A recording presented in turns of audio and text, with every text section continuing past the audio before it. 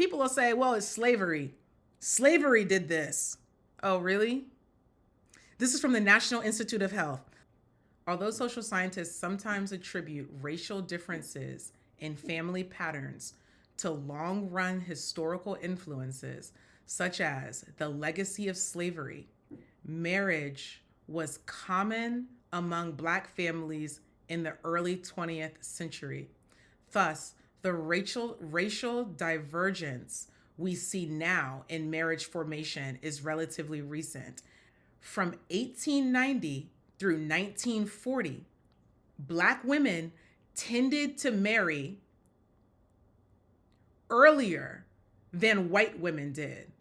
And in the mid 20th century, first marriage timing was similar for Black and white women. In 1950, Black women aged 40 to 44 were actually more likely to have ever married than were white women of the same age.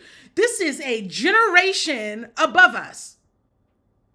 1950, Black women aged 40 to 44 were more likely to have ever married than white women of the same age. 1950. That is, do the math. That's just 70 years ago. On a timeline, y'all, 70 years ago was right here. That's a very different reality than we're in right now. Listen to this. Racial differences in marriage remained modest as recently as 1970. We're getting even closer to our time. Racial differences in marriage were modest, so they weren't these significant gaps. Listen to the rate of change. 1970, 94.8% of white women and 92.2% of Black women had ever been married.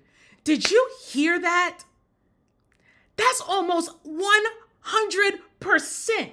That was 1970.